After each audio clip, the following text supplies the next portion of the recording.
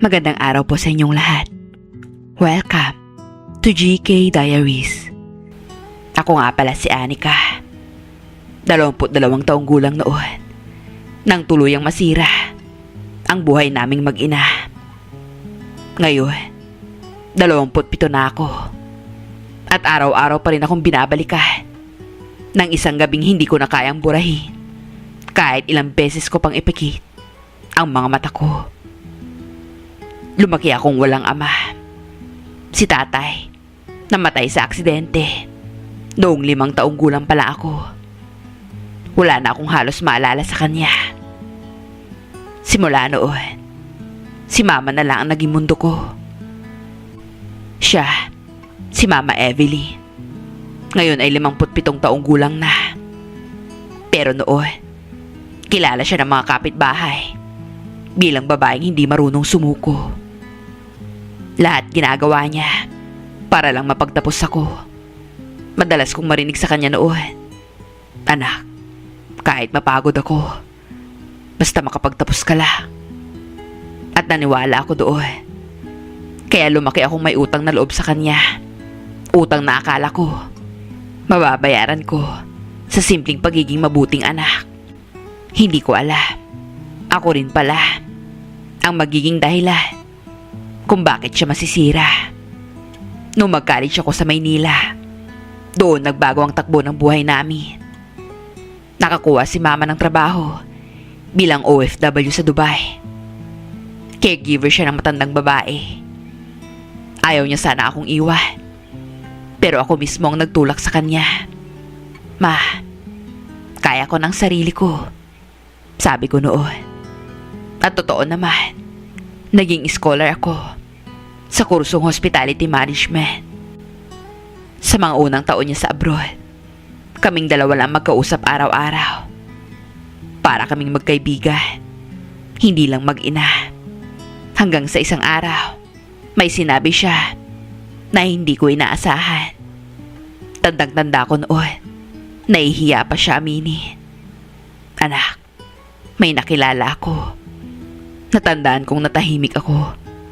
Hindi dahil galit ako, kundi dahil ngayon ko lang naisip, babae rin pala si mama. Hindi lang siya nanay. Doon niya ipinakilala sa akin si Eduardo, o mas tawagin nating Edgar. 42 taong gulang noon. Mechanical supervisor sa isang kumpanya sa Laguna.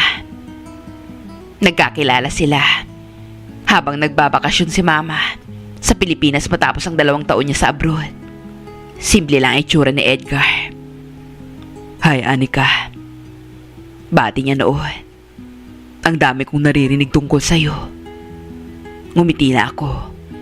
Hindi ako tutol. Sa totoo lang, natuwa pa ako. Dahil sa wakas, may nagpapasaya na kay mama. Matagal siyang naging mag-isa.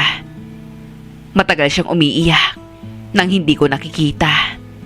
Kaya nang sabihin niyang gusto na niyang magpakasal uli, ako pa ang unang nagsabi, "Ma, deserve mong maging masaya." Akala ko noon, iyon na ang pinakamature na desisyon ko sa buhay.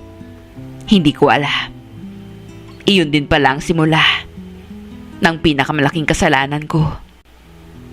Ikinasal sila nung 21 na ako. Simple lang ang kasal. Civil wedding. Nasa tabi ako ni mama habang nanginginig siyang pumipirma sa papel. Masaya siya. Yung ngiti niya, matagal ko nang hindi nakikita. Pero pagkatapos ng kasal, bumalik ulit siya sa Dubai dahil kailangan pa niyang tapusin ang kontrata. At doon nagsimula ang setup na akala ko normal lang. Ako at si Tito Edgar ang magkasama sa bahay nila sa Laguna. "Para may kasama ka," sabi ni mama. At para may magbantay sa bahay, pumayag ako agad. Wala namang mali siya.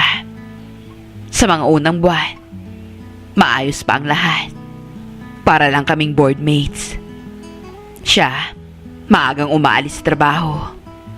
Ako, papasok sa school. Sabay kami minsan kumain ng hapunan. Habang kausap si Mama sa tawa. Normal. Tahimik. Walang kahit anong kakaiba. Hanggang sa dumating ang gabing nagbago ang tingin ko sa sarili ko. May boyfriend ako noon. Si Kevin. Kaklase ko. At 3 taon na kami. Akala ko noon, siya na. Pero isang gabi, nalaman kong may iba pala siya. Hindi lang chismis, kundi nakita ko mismo. Magkahawak sila ng kamay sa labas ng bar malapit sa school. Parang may sumabog sa dibdib ko. Hindi ako umiyak agad.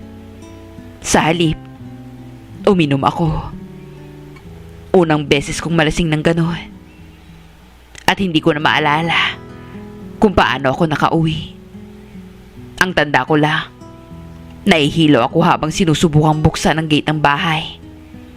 At pagbukas ko, si Tito Edgar ang sumalo sa akin bago pa ako matumba.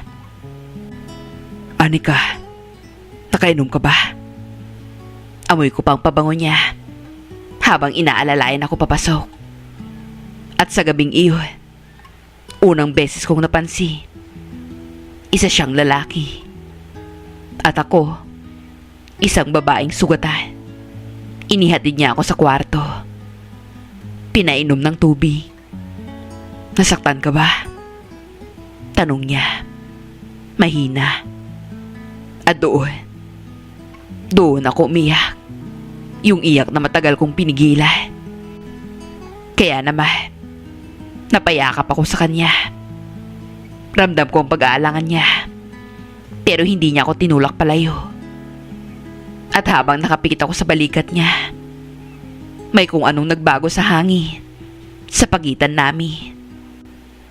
Hindi ko alam kung gaano katagal akong umiyak. Basta ang alam ko, nasasaktan ako. Tahan na. Bulong niya. Dapat doon pala. Lumayo na ako. Dapat naalala kong asawa siya ng nanay ko. Pero lasing ako. Magulo ang isip. At higit sa lahat, sabik ako sa comfort na matagal ko nang hindi nararamdaman. Umatras ako ng kaunti para punasan ang luha ko. Napansin ko ang mga detalye na dati hindi ko pinapansin. Yung bahagyang balbas niya, yung seryoso niyang mga mata, yung paraan ng pagtingin niya na parang nag-aalala. Pero may iba pang nakatago. Pasensya ka na, sabi ko. Ang gulo ko. Ngumiti siya ng mahina. Normal lang masaktan, sagot niya. At doon, nagsimula ang mali. At hindi ko alam kung ano ang nagtulak sa akin. May bahagi sa akin na gustong maramdaman na may pumipili sa akin. Na may gustong manatili. Na may lalaking hindi ako lolokohin. Ako ang unang lumapi. Ako ang unang humali. Hindi na ako nag-isip. Hindi ko na naalala si Mama. Hindi ko na inalala kung ano ang tama. Ang alam ko lang, sa gabing iyon, may yumakap sa akin ng buong buo. At hinayaan kong mangyari ang lahat. Ang gabing iyon, ang unang beses na tumawid ako sa linyang hindi ko dapat tinatawid. Hindi ko alam kung anong oras ako nakatulog. Pagmulat ko ng mata, kinabukasan, mabigat ang ulo ko. Parang may malamig na tubig na binuhos sa buong pagkatao ko. Biglang bumalik lahat ng alaala. Napaupo ako agad sa kama. Anong ginawa natin? Mahina kong sabi. Nangingini. Nagising siya at agad akong tinignan. Anika, sabi niya. Hindi dapat nangyari to. Putol ko agad. Halos pabulong, pero desperado. Nakainom ako. Mali ito. Tumango siya. Pero hindi siya mukhang nagsisisi. Sa halip, tinignan lang niya ako. At kung sasabihin kong hindi ko pinagsisisihan, parang huminto ang mundo ko. Hindi makapaniwala. Akala ko, isang pagkakamali lang yun. Isang gabing lilipas. Pero sa paraan ng pagtingin niya sa akin, doon ko unang naramdaman ang mas nakakatakot na katotohanan. Hindi pa pala tapos ang kasalanan namin, kundi nagsisimula pa lang. Hindi ako pumasok ng school nung araw na yun. Hindi dahil masama ang pakiramdam ko, kundi dahil hindi ko kayang tignan si Tito Edgar. Pagkalabas ko ng kwarto, naroon siya sa kusina, nagluluto, na parang normal lang ang lahat. Parang ordinaryong umaga. Pero para sa akin, parang may kasalanang nakasulat sa bawat pader. Hindi ko siya matingnan sa mata. Kumuha lang ako ng tubig at akmang babalik na sana sa kwarto nang magsalita siya. Anika, huminto ako.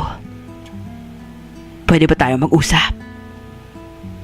Mabigat ang dibdib ko, pero tumango ako. Umupo kami sa magkatapat na silya. Ilang segundo kaming tahimik. Isang pagkakamali po yung nangyari. Kalimutan na lang po natin yun. Akala ko, sasang-ayon siya. Pero hindi. Tingin mo ba, isang pagkakamali lang? Tanong niya. Diretso ang tingin. Hindi ko alam ang isasagot. Dahil sa totoo lang, hindi ko rin sigurado. Sinubukan kong umiwas. Mas maaga akong umaalis ng bahay. Late na umuwi. Diretso sa kwarto agad. Pero mahirap umiwas sa taong iisa lang ang bubong na pinagsasaluhan nyo. Minsan, sabay kaming nanonood ng TV habang katawag namin si Mama. Masaya siyang nagkukwento tungkol sa trabaho niya sa abroad. Oh, parang ang tahimik ng bahay ah. Biro ni Mama. Nagkatinginan kami ni Tito Edgar. Pareho kaming napaiwas. Parang may lihim na sumisigaw sa pagitan namin. At doon ko na-realize ang pinakamasakit. Hindi lang guilt ang nararamdaman ko, kundi parang may excitement din. At iyon ang mas kinakatakutan ko. Isang gabi, late ako umuwi galing school event. Pagpasok ko sa bahay, gising pa siya. Nasa sala, nanonood. Tito, gising pa po pala kayo. Sambit ko. Hinihintay kita. Sagot niya. Simple lang ang sinabi niya. Pero may kakaibang bigat. Umupo ako sa kabilang sofa. Tahimik lang kami habang tumatakbo ang palabas sa TV. Ramdam ko ang tingin niya. Hanggang siya na ang nagsalita. Galit ka ba sa akin? Umiling ako. Hindi po. Mas galit po ako sa sarili ko. Sagot ko. Tumayo siya at lumapit sa akin. Tumingin ako sa kanya. At sa sandaling iyon, naalala ko yung pakiramdam ng gabing inalagaan niya ako. Yung pakiramdam na hindi ako nag-iisa. At hindi ko na napigilan ang sarili ko. Ako uli ang unang gumalaw. Alam kong mali. Alam kong hindi dapat. Pero may kung ano sa sarili ko na hindi ko maintindihan. At doon, tuluyang bumigay ang distansyang pilit kong binubuo. At sa gabing iyon, muling naganap ang hindi dapat. Mula noon, naging mas madali ang lahat. Nakakatakot kung gaano kabilis naging normal ang kasalanan. Mga gabing pareho kaming gising, kahit dapat tulog na. Hindi na namin kailangan magsalita.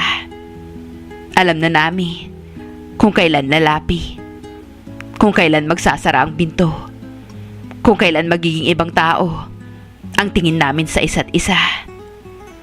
Pero kapag kaming dalawa wala nang tawag sa relasyon namin. At habang tumatagal, mas lalong lumalali ang lihim namin. Habang libo-libong kilometro ang layo ni Mama, nagtratrabaho para sa kinabukasan ko. Unti-unti naman naming winawasak ang pamilyang pinaghirapan niyang buuin. Hindi ko alam noon kung alin ang mas masakit. Yung alam mong mali ang ginagawa mo, o yung alam mong kaya mo pa ring itigil, pero ayaw mo. Halos 1 taon na rin kaming may lihim ni Tito Edgar. 1 taon ng panluloko sa taong pinakamahal ko sa buhay. At ang pinakamasakit, nasasanay na ako. Hindi na ako kinakabahan tuwing kausap ko si Mama sa telepono. Nakakaya ko nang ngumiti habang kinakamusta niya kami. Maayos ba kayo dyan? Lagi niyang tanong. Oo, Ma. Lagi ko namang sagot. Habang sa likod ng isip ko, gusto kong isigaw ang totoo. Pero duwag ako.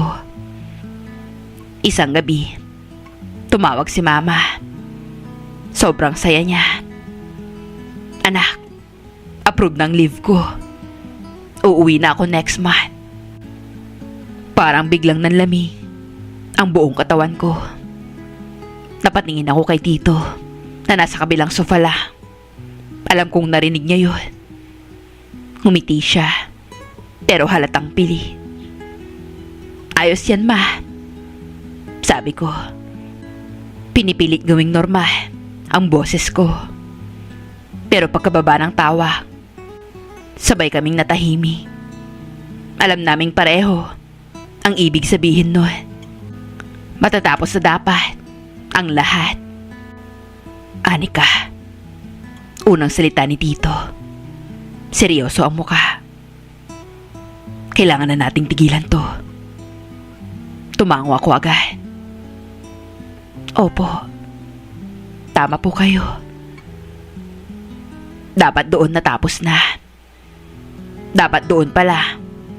Bumalik na kami sa tamang lugar namin.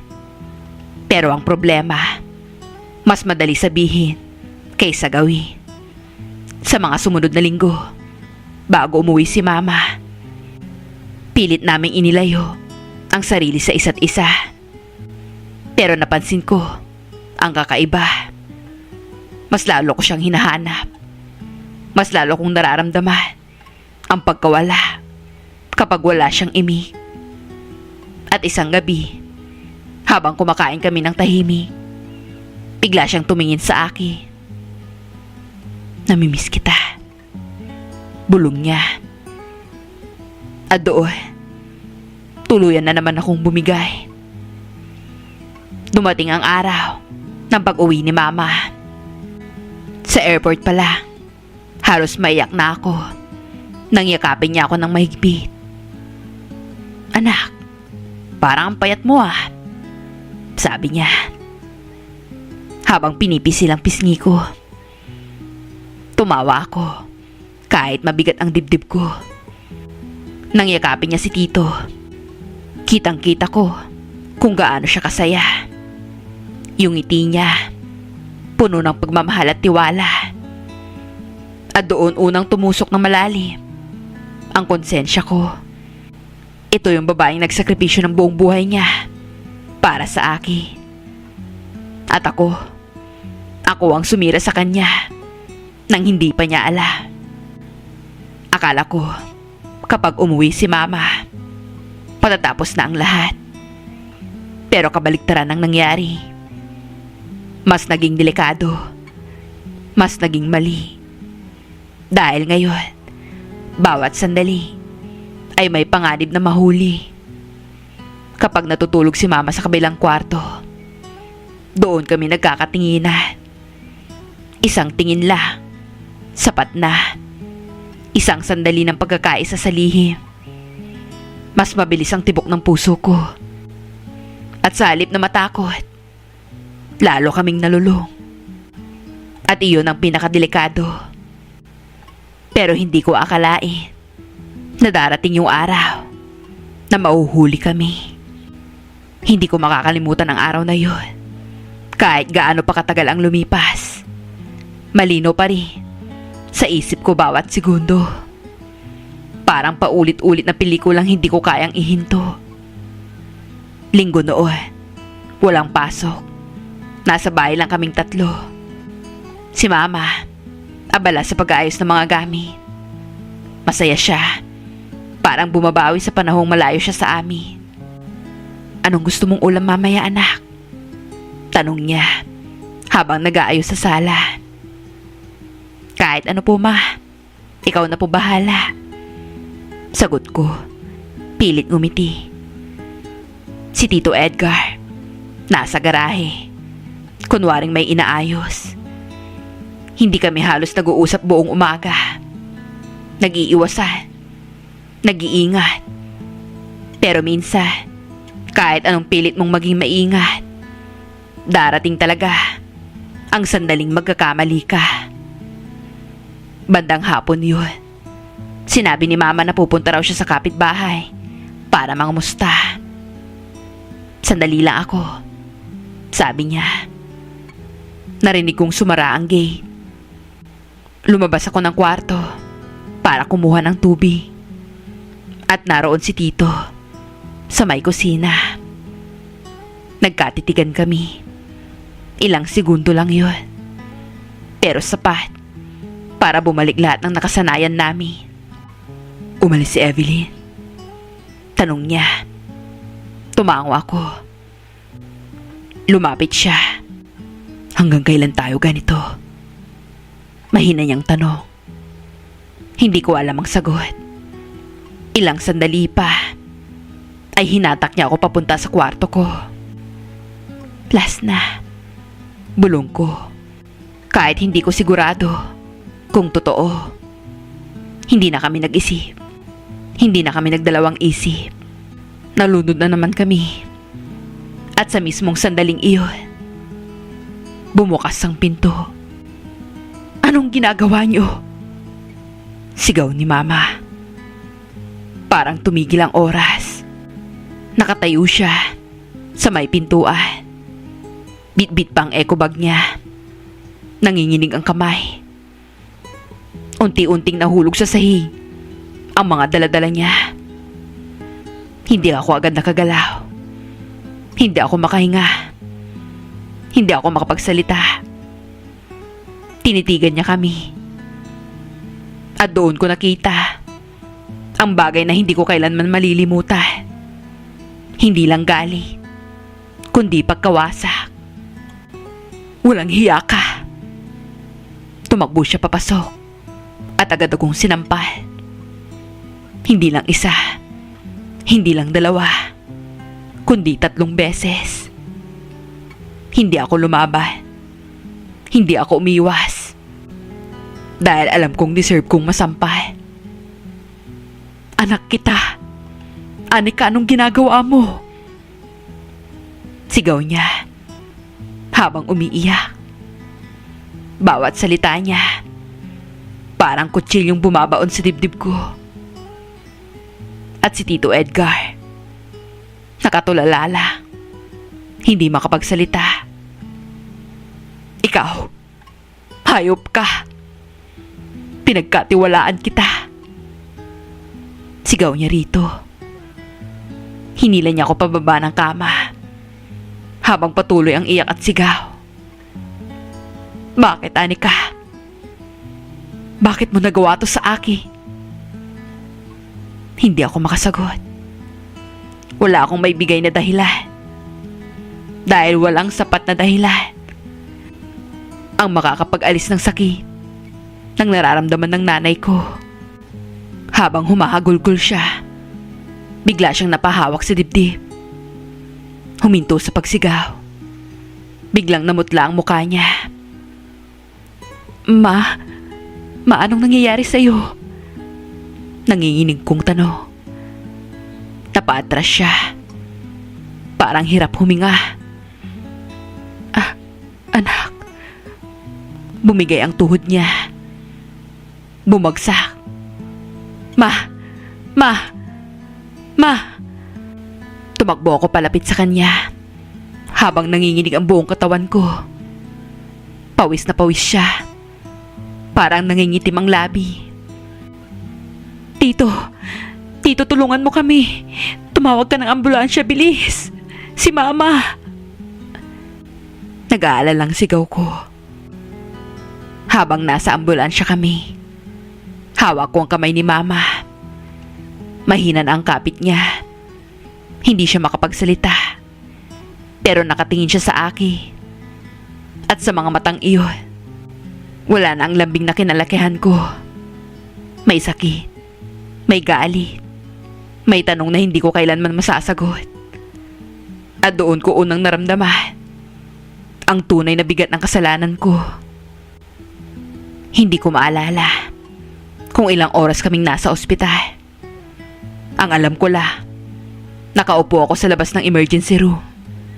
Nanginginig ang kamay habang paulit-ulit kong tinitignan ang pintong hindi bumubukas. Sa loob ng isip ko, puro sigaw, puro pagsisisi. Kasalanan mo to, Anika. Ikaw ang dahilan.